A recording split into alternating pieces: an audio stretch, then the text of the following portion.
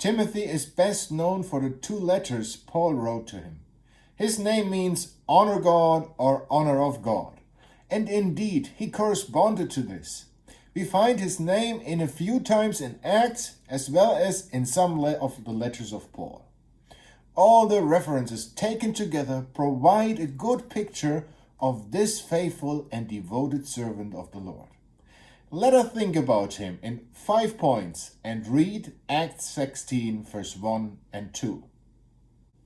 Then he came to Derbe and Lystra, and behold, a certain disciple was there, named Timothy, the son of a certain Jewish woman who believed, but his father was Greek. He was well spoken of by the brethren who were at Lystra and Iconium. First, his origin and conversion.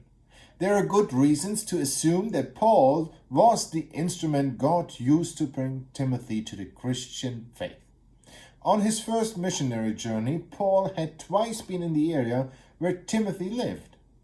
It can be assumed that Timothy was converted the first time, although his name is not specifically mentioned then. Timothy was brought up in the Jewish faith. He had a Greek father, but a Jewish mother named Eunice and a grandmother named Louis. He knew the Holy Scriptures, meaning the Old Testament, from childhood. However, he did not come to faith in Jesus Christ until later. Paul therefore calls him his beloved son. Second, his testimony. Even as a young man, Timothy had a good testimony from the brethren of his local gathering and beyond. This encouraged Paul to take Timothy along as a servant on his journey. The elders of the assembly obviously identified with Timothy in this. Paul reminds him in the first letter that they had laid hands on him. Third, his ministry. Although Timothy began his ministry as a servant of Paul, presumably helping him in outward things, God had given him a special gift of grace. Paul twice speaks specifically of a gift of grace from God. That means an enablement and commission to serve that Timothy had received, and that he was not to neglect, but to stir it up. It seems that Timothy had a gift as an evangelist who testified of his Lord.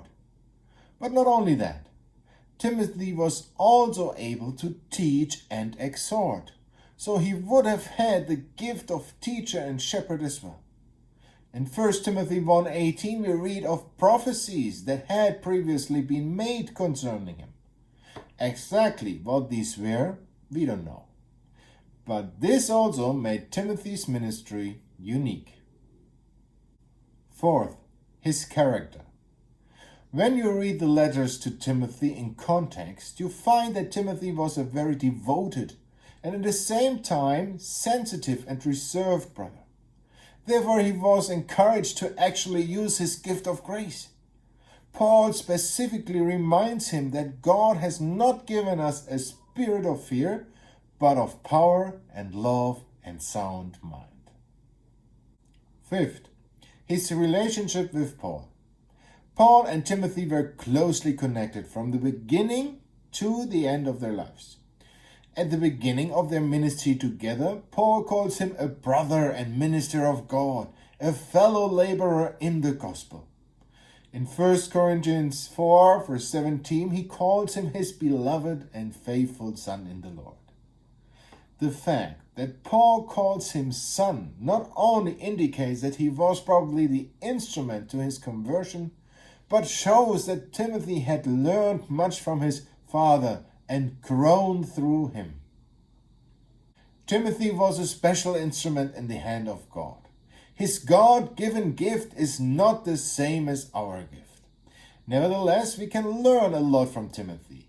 He shows us how to be committed, even as a young person, to the work of the Lord. At the same time, we recognize that every servant needs encouragement. The danger of neglecting a gift of grace is always great. Furthermore, Timothy is urged to continue his ministry, especially in a difficult time. Even today, this is so important in order to stir one another up and to continue working for the Lord until He comes. Are you ready for this?